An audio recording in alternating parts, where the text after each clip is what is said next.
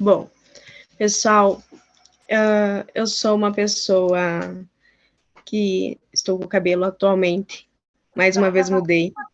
Mais uma vez mudei o cabelo. Estou com o cabelo loiro mel. Tenho pele branca. Por qualquer coisinha já fico vermelha, então tenho as bochechas meio rosadas. E minha gordinha. Essa é a descrição que eu posso dar de mim atualmente. E os olhos verdes. Bom, para falar sobre violência da mulher, eu escolhi falar também um pouco sobre a família e falar sobre o que nós podemos fazer para ajudar, principalmente em meio de mídia e tudo mais. Para quem anda acompanhando nos últimos tempos a mídia social e as pessoas de televisão, mais de jornais, está vendo um aumento de pessoas e denúncias sobre a ação contra as mulheres. Diariamente, a gente toma conhecimento elevado do índice de femicídio, importação sexual, que acontece no nosso país. Isso no que se refere a vítimas que tiveram até a vida ceifada. Temos também de 10 autistas, 9 que já foram violentados. Nesse estudo, cerca de 90% dessas vítimas já tiveram medidas protetivas acionadas pela justiça. Porém, poderíamos evitar isso se logo no início da relação fosse notificado às autoridades ou até mesmo sendo um pedido de ajuda para alguma pessoa. O que acontece é que muitas vezes a pessoa que sofreu essa violência, ela sente vergonha de falar. E após ela falar, ela muitas vezes é acusada de ter proporcionado de alguma maneira a vantagem para aquela pessoa chegar até aquele abuso sexual ou qualquer outro exemplo de violência. A maioria das vezes também acontece dessa pessoa, dessa vítima, se sentir culpada pelo ato. A culpa, às vezes, é tão grande e exagerada que ela não consegue nem dialogar sobre o assunto. Às vezes, a violência também doméstica acontece de várias formas, sendo desde agressões físicas, agressões psicológicas, trazendo, muitas vezes, para a vítima a criação de um trauma e o medo de acontecer algo pior. Só que nesse mesmo exemplo que relata as inúmeras medidas protetivas acionadas pelas vítimas, foram também por elas muitas vezes retiradas. E é que nem eu falei, muitas vezes por vergonha, muitas vezes porque a família não aceita, não compreende o trauma que ela passou, muitas vezes porque a mulher é subjugada, e isso já acontece há muitos anos. Ah, você deu aquela chance para a pessoa fazer. Ah, mas você não se cuida. Ah, mas o teu modo de se vestir também está trazendo a isso. Então, o exemplo que relatamos dessas medidas protetivas é que elas retiram. Elas fazem a queixa, mas depois de algum tempo elas retiram. Aí a pergunta que fica, mas para evitar que isso deveria ter para evitar que as mulheres retirem isso, o que a gente podia fazer? Bom, teria que ter um acompanhamento maior, verificar os acontecimentos, pois sabemos que, na verdade, nada muda repentinamente e, infelizmente, essas vítimas de femicídio começam sofrendo esse abuso muitas vezes dentro de casa. Muitas vezes através de um padrasto, muitas vezes através de um pai, de um primo, até de irmão. Então, é muito complexo para a família compreender e aceitar o lado da vítima. Eles acham que nem eu havia relatado, eles acham que realmente a vítima tem culpa naquilo. Outro ponto que relaciona nessa violência também são as redes sociais, onde a violência agora está caracterizada por agressões mas sim também por um abalo psicológico, indicando até futuramente casos de depressão e surgimento de bullying. E sem falar nos outros sinais que caracterizam, chamar no Messenger, chamar no direct a pessoa. Esses abusos são simultâneos. Aí os sinais que podemos constatar dos tipos de agressões são principalmente hematomas, nevrosismos das próprias pessoas. Então, além de tudo que elas sofreram, muitas dessas pessoas ainda se autoflagelam. O estresse delas é tão grande que elas parecem que aquele sofrimento nunca vai acabar. E elas não conseguem bloquear. Nem um minuto. Então, às vezes, é muito difícil pedir ajuda e muitas vezes é difícil aderir a essa ajuda. Porque parece que qualquer coisa é um gatilho para intensificar tudo que foi passado. Tudo que aconteceu realmente com aquela pessoa.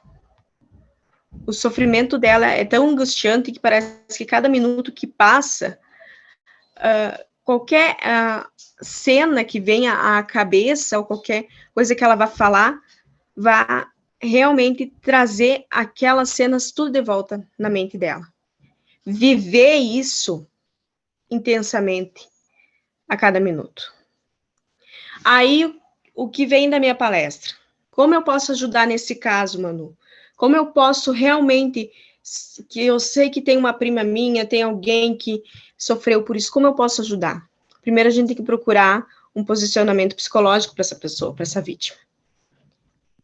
A primeira coisa, a gente tem que estabelecer isso. Tem que denunciar, tem que procurar já uma pessoa que vá tratar tudo isso com ela, porque muitas vezes, que nem eu falei, muitas vezes ela acha assim, não foi grande coisa, ai, me passou a mão na bunda, mas eu não foi tanto assim, não foi grande coisa, me deu uns apertão, me deu um beijo, tentou me dar um beijo na boca, mas não foi bem isso que ele queria fazer.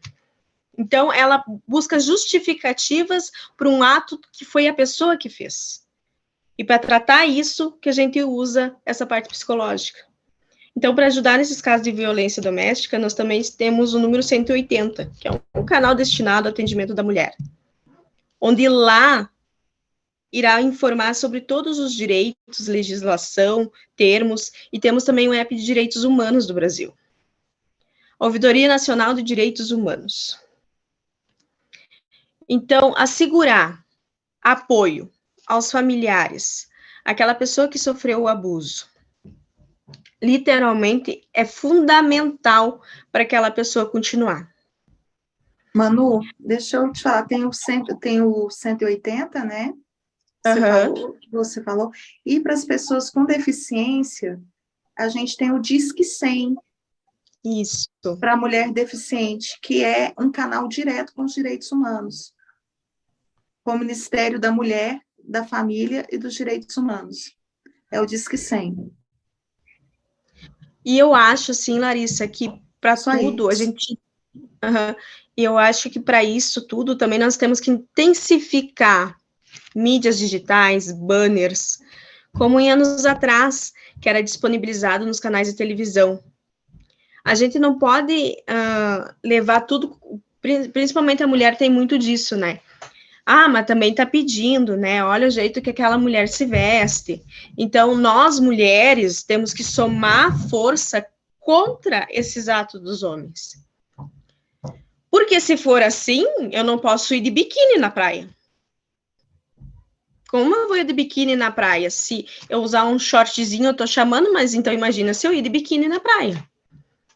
Então, eu acho assim, ó, que a gente tem que começar a se unir, disponibilizar mais canais de televisão, que nem eu falei, falar mais sobre o assunto, ter maior acompanhamento sobre os casos das vítimas.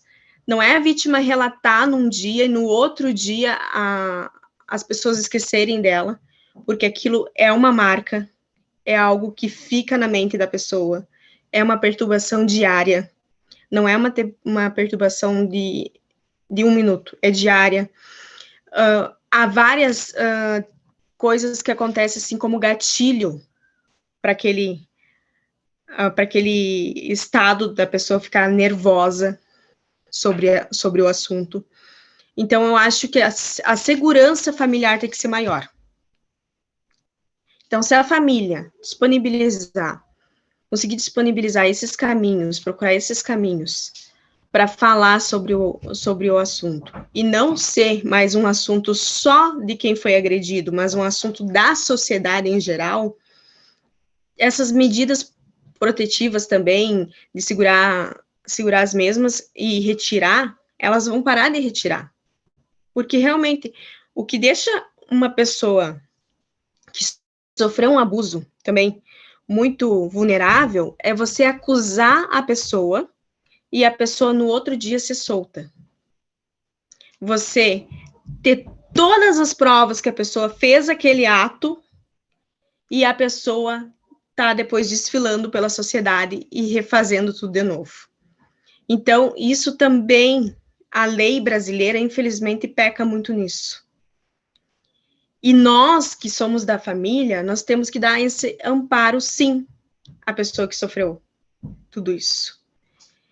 Então, reconhecer que essa situação de violência e pedir ajuda, de alguma forma, buscar uma rede de apoio seguro à vítima também, amigos, familiares, vizinhos, em casos urgentes, buscar até o porteiro do prédio, a farmácia mais próxima, toda ajuda possível nesse caso, e fazer as denúncias pelos canais especializados.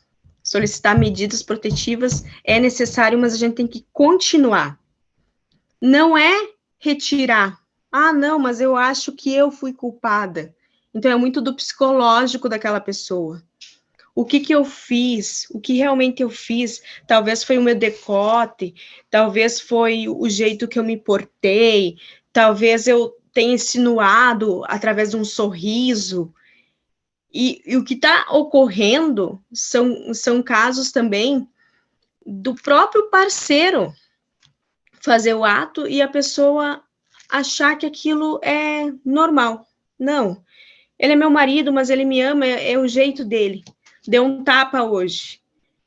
Hoje eu ouvi de uma especialista e eu achei muito bom. Ela disse assim: Manu, as mulheres não entendem que quando o parceiro delas dá um soco na porta ou dá um soco na janela, não é que ele está se controlando. Não é, ai, que bonito, ele está se controlando. Ele não vai me dar um soco. Não, é porque o próximo vai ser na tua cara. Vai ser no teu rosto.